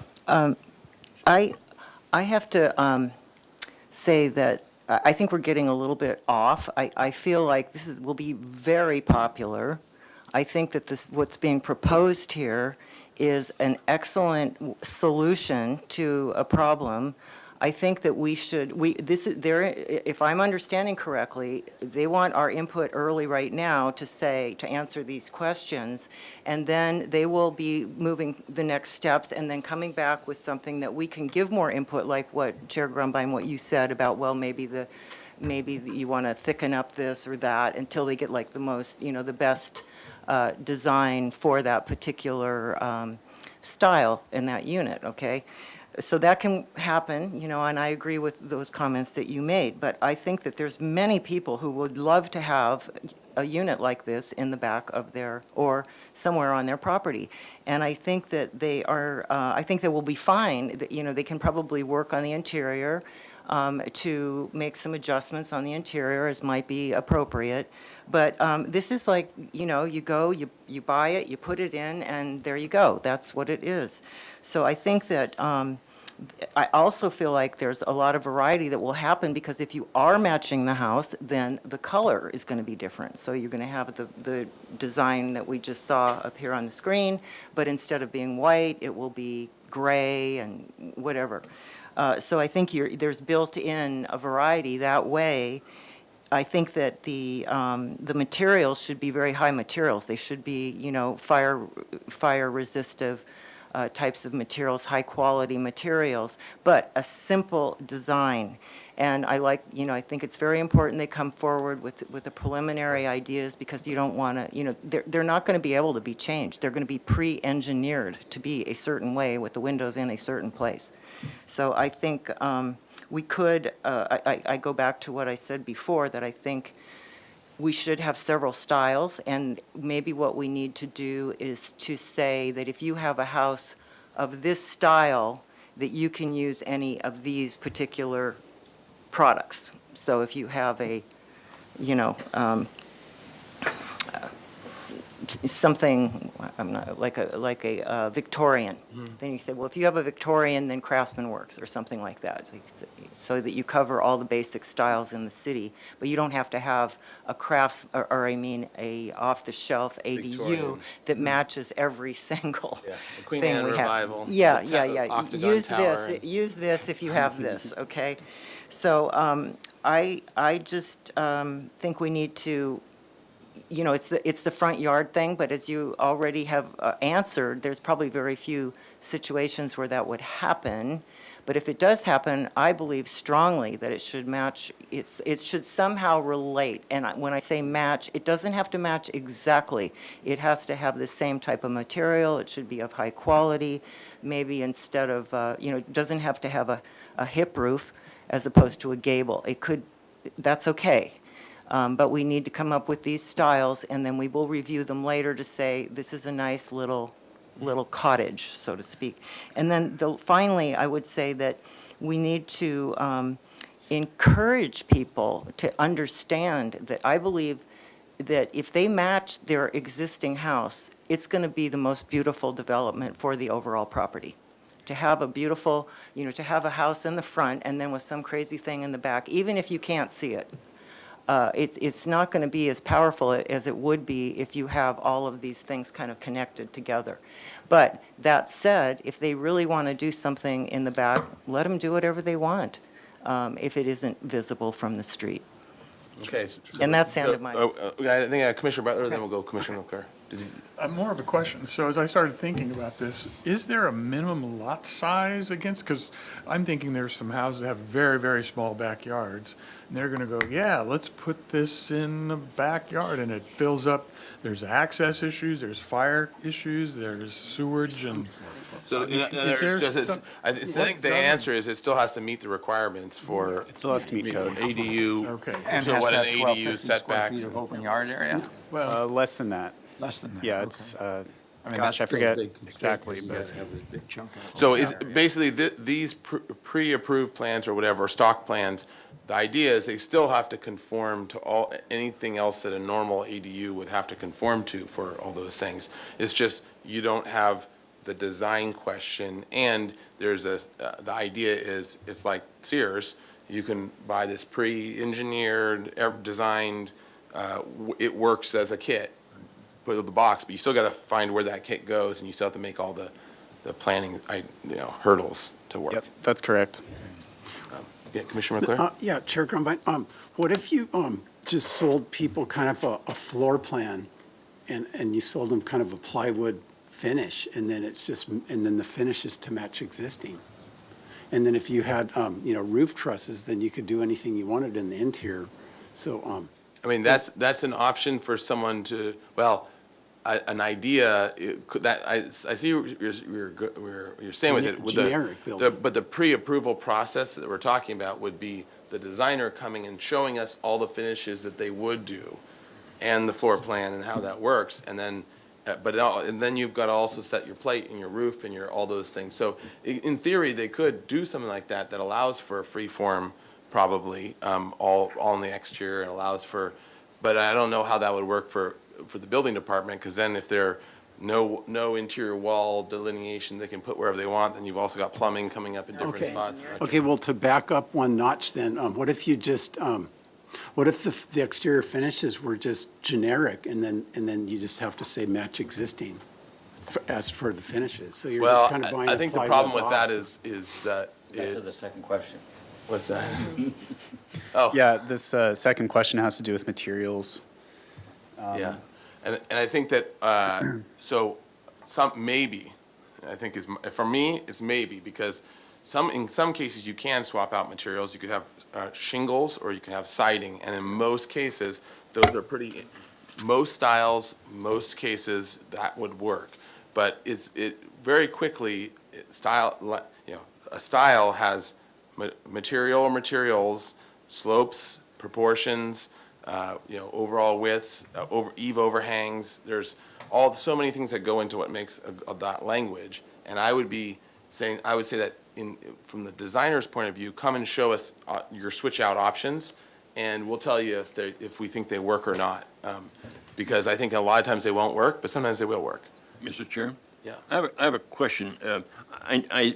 I see here where the building phase entries, in other words, the plans, are going to be completed between August 1 and September 2. That's 4 weeks to do a complete set of plans that will then go to the building department and zoning department. 4 weeks. We don't even get coffee in the morning in an architect's office in 4 weeks. So I find this interesting. Yeah. And then what I find interesting is that they've got zoning and building plan check all of September, all of October, and halfway into November. So 4 weeks to do the plans, 10 weeks to do the zoning and plan check. Does that include plan check response? I can speak to that. So I look at this thing and I say to myself, You're glad you're retired? I'm glad I'm retired. So, I don't know what they're going to be plan checking, which I've not been able to draw in 4 weeks, including structural engineering, plumbing, electrical, ad infinitum. I mean, you're going to be looking at these plans and saying, we need to have structural calculations. Well, that architect can't get an engineer, signed up, to do engineering drawings. They're 6 weeks out. Yeah, I hear and what are you basing the foundations on? You haven't got a soil report yet. I mean, just. So, All right, can you help Commissioner Lenvick? to Commissioner Lenvick's, thank you, Ms. Rutledge. So we are still working with the timeline. So we're actually at a meeting today to extend that timeline out to 2 months between the design review approval to come to the building and safety. That 3 months that you were seeing, that is about 2 to 3 rounds of review. So the idea from August, right now I think it's showing to December, is they would submit, they'd come to us about 2 weeks, 18 days, with weekends if you count that, and then we would give them corrections. They would have an additional month to work on those corrections, submit back, 10 days again for our review. Hopefully, we're hoping it's 2 rounds. If it's not, we'll build into a 3rd round.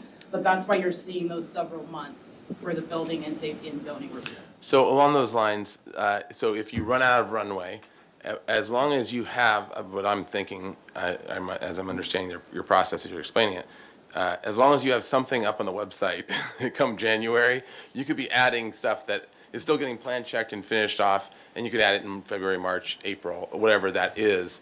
You don't have to have everything that everyone submitted all done by then. Is that right, or no? Or you think it's doable?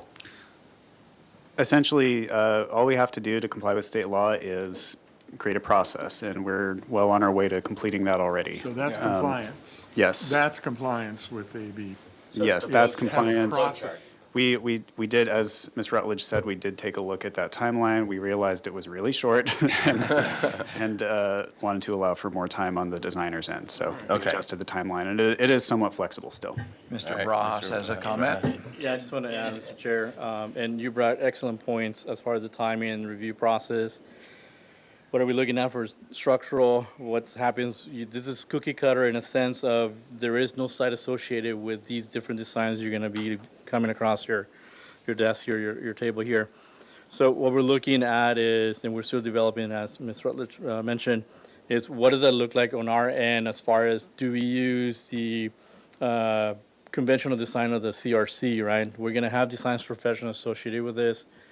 Some of them do, not all, some of them do their own calcs. Are they going to choose that option for the sake of expediency?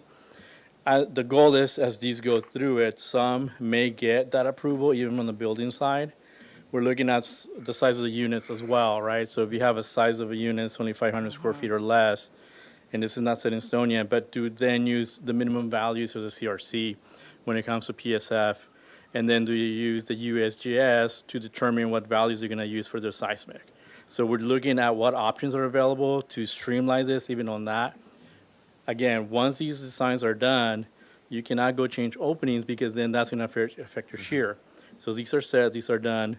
The benefit of this coming to you for as an advisory, it gives we draw on your knowledge, on your input to help those designs not only get approved from the fire life safety issue, but be able to blend into and be plugged into various of these districts that have different design vernacular as well. We understand that some materials may not work because their particular project may be in a high fire area. So what may have worked in one area with wood shingles is not going to have the same warmth and character that it's going to have on, let's say, hardy panel. And that may be something you might want to may have to compromise for the sake of that fire life safety for that particular area. Mr. Chair. Yep, Vice Chair. As a consultant of mine once said, the ADU legislation giveth and the building codes taketh away, which is not a diss on the building department, but Well, that's where I it- found. Wait a minute. It's a fact of life. It's a fact of life. I'm speaking. That's where most ADU applications I've been involved with go to die, is, it gets too complicated in meeting building codes and stuff. But I'm also curious, have you done anything to gauge interest in the design community of submitting applications?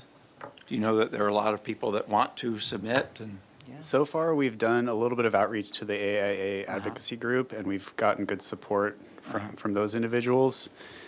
We haven't heard much else yet, and that's partly because we haven't done the bulk of our outreach yet. We wanted to hear from the design boards first and kind of get some parameters Yeah, for you're at the submittal beginning, I requirements. recognize that, yeah. And then go from there. So we really want to get the word out and reach as many design professionals as possible, including young designers and people who might not be licensed architects but have ideas. Chair, Commissioner Ansboury? yes, thank you. I think, how can we help? That's the point here. I think that we're here as the aesthetic people. We're getting into a lot of engineering and all other kind of stuff. These guys, I'm sure, will handle that. You guys know what you have to do, but I don't think it's helpful for our discussion, not that I'm saying we can't ask those questions, but I think the main point is that they would like to know from us, do we like the idea of these separate styles? Do we like them? Should they be in the front and in the back? To answer these questions for them so that they can move forward, and the sooner that we can give them clear direction from the questions that they have asked us that are part of our purview, which have to do with design and aesthetics, I think I'm assuming that that is what would be the most helpful for you all to be able to move forward. And then you'll deal with the bumps in the road with respect to the engineering and all those other pieces that have to happen. So I just would urge everybody to, Yeah. give that kind of input, please. I would agree mostly with you. I think there is that overlap in this particular case, which is not normal for us for design review, where we're just looking at the skin and the exterior, facing, because, and the form, yeah, and the overall form, because part of the, this is sort of so ingrained as a kit project, like, part of it is, I think part of it does, most of it has to do with us and the design aesthetic, but part of the success of this project might end up falling on some of the questions and discussions that I've had about feasibility and this process. And so I do think that there's something to be said for these considerations, because even though if Commissioner Lenvik is right, no one will ever build this. But if you or I am right, I think this will be very popular, as Sears has shown 100 years ago, and this might be the next version of it. So it might actually be a very popular program. We'll see. But I think one of the other things that's hinging on it, which I want to be careful of, where process is, the aspect that we're part of, thumbs up, thumbs down, or shift this or change that, tweak this to get it to be right or good or Santa Barbara appropriate. Even though we're not the design review body on it, we're not the approving body of it, but they are obviously taking our consideration. But if we can help with that sort of timeline and process and the sequence that we see, I think it would be good, because also things like the fire and whether we're going to accept hardy siding or not, or do we accept it in high fire but not in others in the city or whatever, or however we want to talk it through like that, like we're downtown. I think those are going to tie to it. And then the one other thing I wanted to bring up was the engineering side. It's one thing to get architects to do free work, thinking that everyone's gonna buy it's not free work in the end if they do it well, or if they can do something that sells, if they know the market and what people will want here, or they can guess or get lucky. But I think the other aspect is they're also, the professionals are also asking the architects or design professionals are asking the engineers to put up their time up front, especially structural and others, but up front to do the designs in the hopes that they get these projects, right? So it is a bit of a gamble, and professionals putting a lot of their time into it. So I do think if we can make it in any way possible that it is efficient, effective, and doesn't waste lots of people's time, I think that would be ideal, because they're gambling on this. Yes, they have. Well, we do see that other cities have been successful. They gave examples of several other cities that have exactly this product. So all I'm saying is, I'm not saying this isn't a great discussion and all of that. I'm just trying to keep my eye on the goal, which is to put together these, and I don't know if we need to do a straw poll or what to see where people all land on this, but I've stated how I feel about it. I think it's a great idea. I think that these different styles are maybe three, or the Spanish craftsman and contemporary are good examples that we should have, and then maybe tie those to the other types, as I mentioned before, of existing homes, and then let them go and work this out based on if we have a agreement amongst us, so that they can come back then, and then we can also continue to refine the designs to make them be as wonderful as they should be for Santa Barbara, and then hopefully this program works. Mr. So Chair. that's all I'll Yeah, stop. I thought Commissioner Lenvik was starting to say something. Were you or no? Yeah, I would like to know how Carpinteria has, they got examples up there. Have they done anything at all that we can point to and say, yeah, a lot of people have done this? My secondhand knowledge on accessory dwelling units is that they're very, very expensive to build, exceedingly expensive to build, and they only get usable, if they're really, doable, if they're really, really simple, and if you do a lot of the work yourself. But if you're gonna go hire an electrician and a plumber and all these people to build this, a framer to frame it, all this stuff, they're beyond belief, and they are made for wealthy people who have Nothing else to do. zillion-dollar homes, and they want to put a place in the backyard. That's, but for the, Sorry, okay, got it. One thing, that I don't know if you have stats on it, but part of it was a question of Carpinteria or other municipalities where this has actually worked, where it wasn't just a design, but they've actually been implementing it. And maybe see examples of the work product, what kind of plans. I just wanted to say I support moving ahead with the process. I don't support having stock units in a front yard. Mr. Chair. Yeah, Commissioner Jordan? And then we'll come back to. I want to respond. For me, your question number 2 and your question number 3 are kind of two sides of the same coin. They're about materials. And my comment is based on the research that I'm aware of that's going on in various schools across the country, aimed at exactly this kind of stock solution using new technologies. And I am very wary, very opposed to approving any new synthetic materials that are being created for 3D printing applications. And I don't care that they tell you they can make it look like anything. It ain't anything. And I would not support in any way, shape, or form an ADU approach that allowed 3D printing or the materials associated with 3D printing. Commissioner Jordan, I'm curious, what's your reasoning on that? Is it ecological? Is it quality? What's the concern? It's too new to know anything about how long they last and about how viable they are under different environmental conditions. They're being created in laboratory conditions for emergency housing, for all kinds of applications. And I do think there is a place for 3D printing, but not in Santa Barbara in the backyard for ADUs. It'll be like another asbestos. Yeah.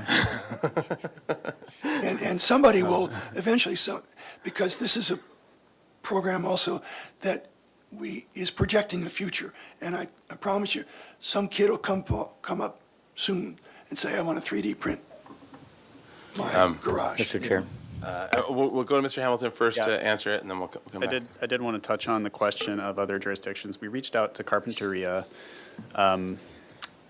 So far, it seems like they've only used a handful of these plans. It hasn't been super popular yet. How long has it been? Do you know how long they've had it for? I actually don't know off the top when the law was passed, but I think it's a fairly new one. I think it was at the end of 2023, so this hasn't been in effect for super long. I would point you to the city of LA. They have something like 80 plus designs on their website at this point. They have had a good amount of implementation. I don't have stats with me right now, but they're definitely using them. That would be good if staff could forward URLs to some of these sites that we could look at. Okay, and then for the sake of continuing this item, getting the answers, and wrapping things up, I want to let's make sure we are answering these questions. So the first one, should we pre-approved ADU plans be a certain architectural styles?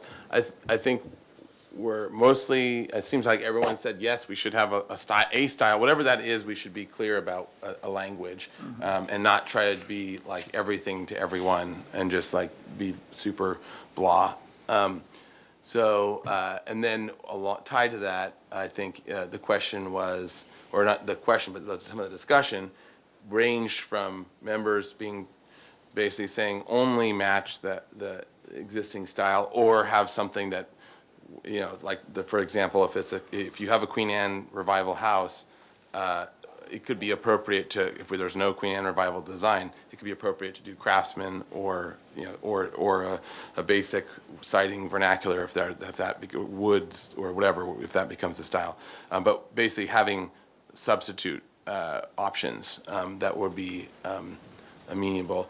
And then the other, from that opinion of just match the style of the house to the opinion that as long as it's in the back, anything can go from at least one commissioner.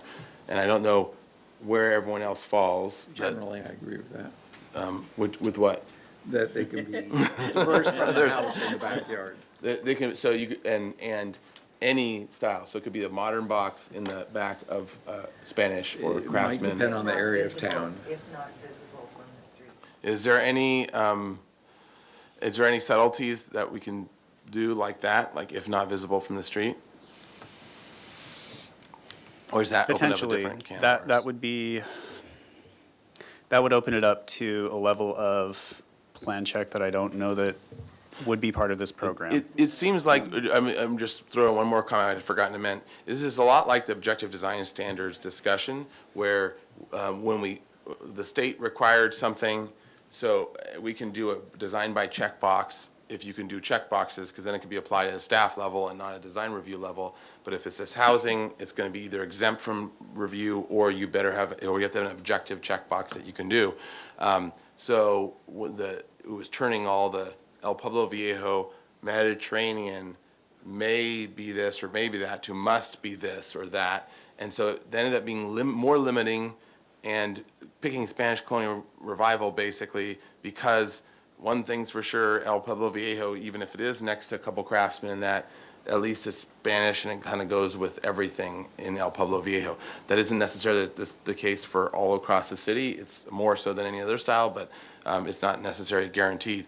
This seems to be sort of some of that discussion in terms of trying to find something. In my mind, it's not so bad if you're more limiting, as long as that limiting is doable and will match and will be okay kind of anywhere. So saying match existing is an easy way to get it to work. We all can think of ways in which something that's different could still work, but it takes an additional level of design and care and thought, which this program doesn't allow for. So in some sense, we're kind of in the same wrestling match that we were with objective design standards. I just want to point it out because it seems like a similar. Yeah, that's a good point. And Chair Grumbine, also you get into that technical problem where what we're trying to say is that if, many of these houses, you have the house in the front and then straight back is the garage. So that would be, if that was where the ADU was and you could see it directly, then that's what we are not wanting. We want it to be not visible. But if it was behind the house and at a certain little place, you could just see a little bit of it, then that would be okay. So it's how do you define that, to say how much of a little bit can you see? Or is it just simpler to say, just match the house? Right, that would be the most simplest way. And this is a good example. So this is universally acceptable. I would say this is universally unacceptable. Like this does not go with anything, so it will clash with everything. Sorry. Unless the main house looks like that. Yeah, unless that was the main house. It was, some reversion of a remodeled ranch house that had a steep pitch or something. You don't like modern farmhouse? Yeah. Or whatever that is? Yeah, or whatever that is. Okay, so back to our question, if we can get some clarity on the style question, are we going to go and just say, just match the house or something approved that is tied to that category? Or are we going to try to get something else that's like, you're allowed to do other things if it's that's this or that, or, yeah. A question about language. To match or to be sympathetic with, is there a preferred way to say that? I think to say something that is sympathetic with gives you a certain degree of latitude. And then it could be like wood, it's a wood, shingle or siding or. But I leave that to the people who actually have to sit down and write this stuff. I don't know if I'm sympathetic to your thoughts. Well, in some ways, it's sort of like the Spanish colonial revival house that has a lot of detail on it, and then that was done in the 20s, and then in the 40s they did a garage, and they did it like simpler. It's still plaster, but the windows are different and they're steel, and it's sympathetic to it, but it's not the same Spanish style. It's a different cousin or whatever. So it's sort of it's more the sympathetic to it, and it's a flat roof and it's a parapet wall or whatever. That type of design would be sympathetic, but it's not pretty much ideal. Yeah. Yeah. In other words, plaster in and of itself is not sympathetic. Yeah, because this isn't sympathetic to Right, Spanish. Yeah, right. yeah. But someone could say that was. Yeah, and then we would say they were wrong. But not the design review board. No, we would say thumbs down. And that's why the law was written. Mr. Chair, so my answer to the three questions, or four Yeah, if we questions. can go are- back to Are the there more questions? Yeah. Is that all the questions? I have one more. Well, I think that a plan is good. A floor plan is good to be offered. That is not what people want. They want to have a permit. Yeah, this is Yeah, right. almost a pre-permitted thing, right? Because no two plans are the same. You know, no two needs by the homeowner are the same. Question number two, I don't think that options are necessary. You match the style, the architecture, the materials, and the form of the main front house. That's what you do. Well, but I mean, I think that along those lines, that it depends on what you mean by options. Because if they said shingle versus siding, and the front house is a Craftsman, and it is siding, shingle would still be appropriate, could still be appropriate if it's passed as. That's not my offering. Oh, okay, My offering is you match. okay. If it's a wainscot, you have a wainscot. I mean, you match it. And number three, are there any exterior finish materials that should not be allowed? Well, you match. I mean, three is a void question because you simply match what's in the front. You don't use plastic siding. No. Although there is, so the hardy thing, high fire or extreme high fire, you're not going to be doing wood shingles. And if the house is wood shingles, it's a green and green up on the hill with all wood nice long redwood shingles. You're not doing it as the ADU, so you're doing a hardy, so it's a different material. Similar look or close look, but you're doing a hardy shingle even at that. So I think there is some nuance, but I see what you're saying. You're saying just only at least the design material visually of the main house. Right. So, so can we say one of the things that was presented was to include a list of materials? So at this sort of early stage, would we say yes? With the design. Well, yeah, so that each design, because this is a off-the-shelf thing that you get, and that you have a list of options of materials for each one of the particular style options. Yeah, and I think the material would tie to matching whatever the Yeah, styles are. right, So right. 3-coat plaster finish. Yes. Whatever shingles, whatever. So yeah, that's where we siding, can yeah. define the quality that's acceptable regarding the finishes. Yeah, and then, or there any that are not, I would say vinyl anything. Yeah. We've allowed fiberglass, but that's definitely not preferable. Wood windows or clad windows or steel doors and windows, those would all sort of the more normal. And then all the synthetic things, except for when it comes to things like fire or stuff like that. So I don't think we want to see also like composite, like we don't want Trex stuff or other things like that for porch materials or any synthetic, of those type of synthetic things. Obviously hardy is a synthetic, but of some sort. Well, it's concrete. Yeah. The hardy board It's it's a cementitious. It is cementitious. I don't know what else is in there, but. It works really well, and they can make it in shingle look, and it's. Yeah, I know, but I'm saying is that's an example that it might be synthetic. But it's a real material. It's not a Plastic is a polymer. material. Well, it's not a polymer. Yeah, It's that's not- Petroleum based. Yeah. Mr. Chair, one more point. Yeah. I don't agree on vinyl or fiberglass or whatever not being acceptable trim materials. I think that if you stand back 10 feet from the house and look at it, whether or not it's, wood, painted gloss, or vinyl or whatever window trim and door trim, that's acceptable. If you stand back 10 feet and the original house has got a wood door painted gloss orange, and this one's a metal door painted orange, that's acceptable. I don't know that we've got to get ourselves all involved in making this thing really, really, really expensive. Well, With the- I would say two responses to that. First of all, our design guidelines are very, very clear that it's not acceptable to have, and so that in EPV, that's not acceptable. And with historic, throughout. and we're historic. The one thing is just in terms of language, and cheapening the subtle feel, and I would disagree. I think you can tell the difference, and I think the difference is very much there, and also the way in which they do those products, all the details are also worse. So there's that in terms of aesthetic, and also acceptable throughout. If this is a city acceptable program, and then unless they're going to differentiate and show not vinyl windows and doors in their building department package, which I don't think is going to happen. I think it's probably going to be something that's acceptable, buildable wherever is designated that it can be, and not have to switch out every single, not have 5 different plan sets for different areas of the city. Yeah. So, and you'll, yeah.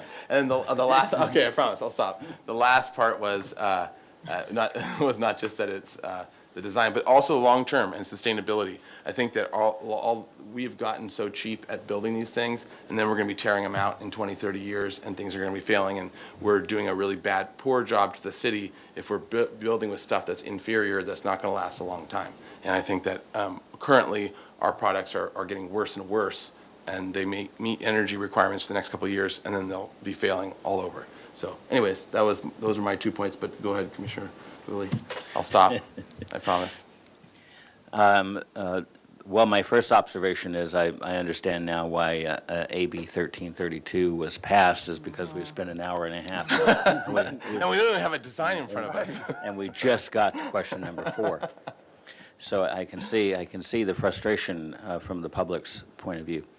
I like the idea. I think it's a great idea.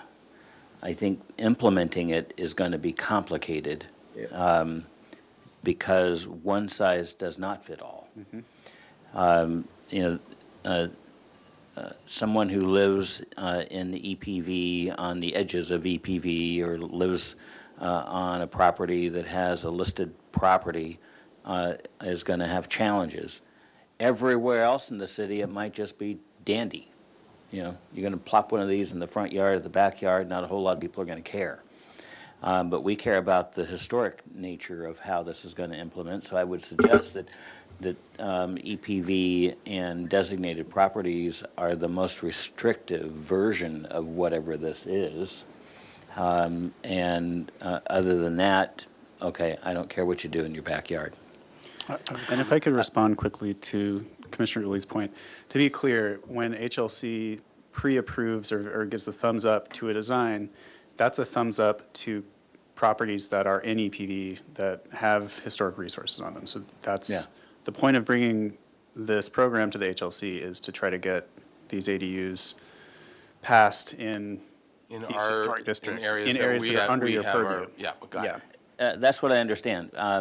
We're the most restrictive, but you're not going to have a menu of choices. If you live in a non-historic district, you can pick from list A, and if you live in it, this is going to be 6 or 5 or 8 or 2 or 3 or whatever up on the website, and you can pick the one you want.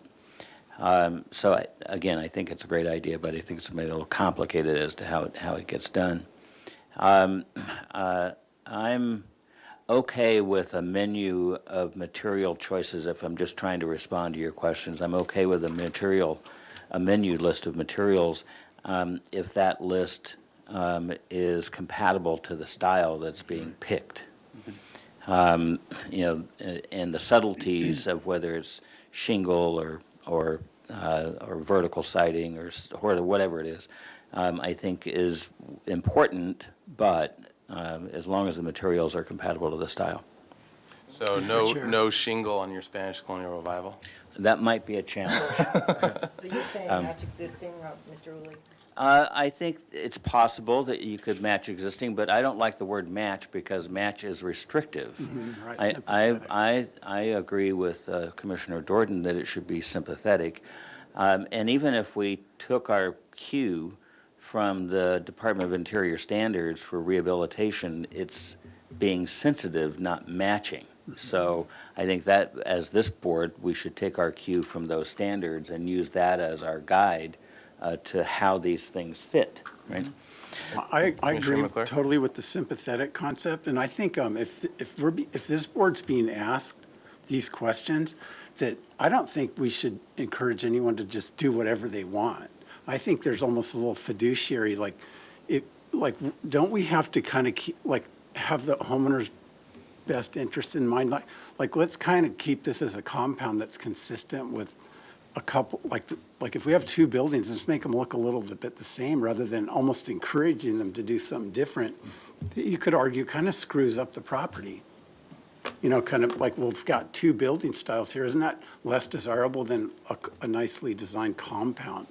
So I think there's a point there. Mr. Chair. In matching in matching / sympathetic.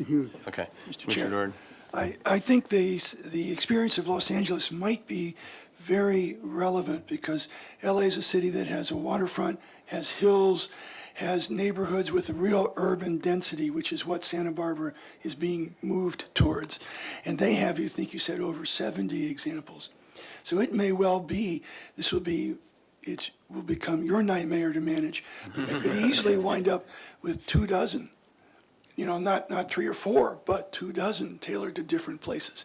And that's why I think the LA experience might be instructive in that regard. And why did they wind up with so many?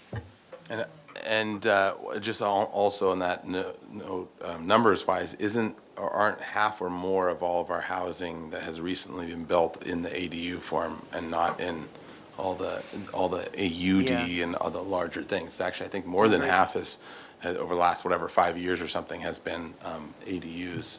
So this seems like there will be more of this, and this will probably feed into that, make it more and easier. And you're not speaking about average, New construction. not the AUD. average unit. Unit. Not the average unit density. Because we have a lot of acronyms around here. Yeah, exactly. ADU, not AUD, because that was really. One other question, if you, and I've had a little bit experience with this, is if you have, there's a lot of these prefab manufacturers, very popular these days because everybody's jumping on with this. If someone had a prefabricated company that they were working with, how would that be addressed? Or would they be able to come in and say, here's my prefab unit that looks pretty much like that one that you have on the website? Is there an opportunity for that to be a part of this program, and how would that be dealt with? It certainly is. It would be dealt with just like the rest of the entries that we get. It would come before the applicable design review board and get reviewed. Okay. All right, cool. And then we'd explain to them why all their trim was wrong and how they had to redo their whole factory so that they can. And they have the same problem because they're all pre-engineered. So they're all, this is what you get. But there might be some out there that can do it, so. Okay, any other, what is your level of comfort with providing comment straw votes to vet plans for pre-approval? Well, I don't think we have any problem having opinions. We'll see how it plays out, but I think. Sympathetic or otherwise. Yeah. So I think that my tied to that would be hoping that to make it as smooth as possible without wasting professionals' time doing a lot of work before. I think to the point of coming with a reviewable, decent set without having gone too far, and especially not engineering it without wasting everyone's time and making frustration because we told them no on something that they spent 100 hours on or something. So.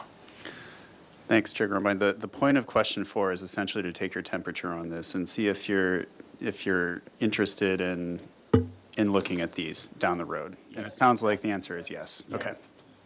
Go to the next step. Mm-hmm.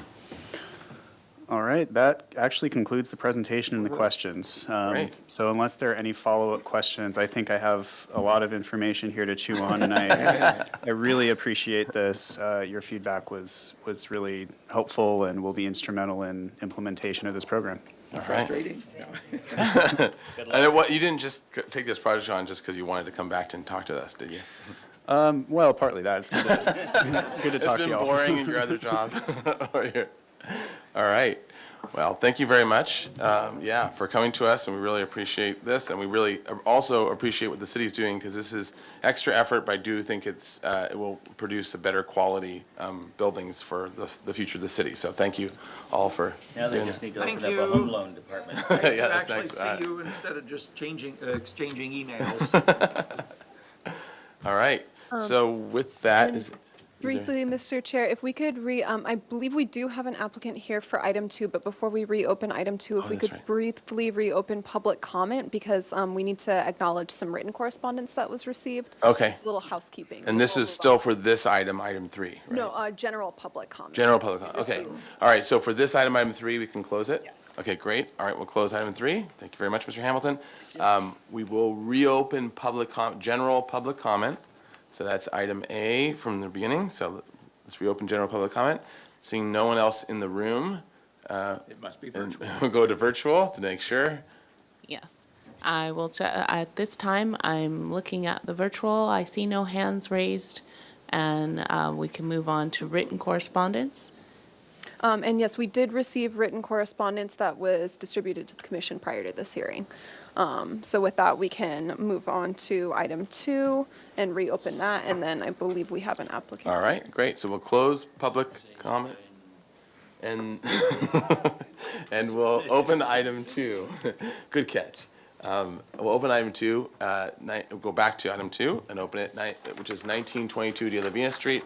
It's the archaeology report. And We have a virtual and applicant. we have a let's see. If you just want I'll read to it. vamp for a moment while I go in the hall, and if we want to reread the project description, I'll I'm going to reread go the in the hall. project description slowly, and then we'll bury this one. Really slowly.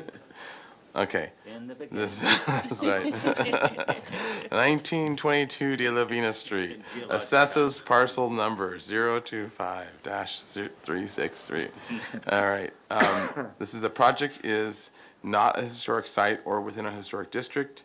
The project consists of a new 39-unit residential development comprised of 3 stories above a ground level podium parking structure. The existing commercial building will remain. A lot line adjustment application being processed separately will result in a total area of 0.69 acres. And the project includes an approximately 1,300 square foot resident storage room and 32 parking spaces. Access to the parking areas will be provided from the existing driveway off De La Vina Street. And the staff? Read it over. Unfortunately, I cannot find the applicant, so we will have to continue this item indefinitely. Can we take action without them? Do they have to be present?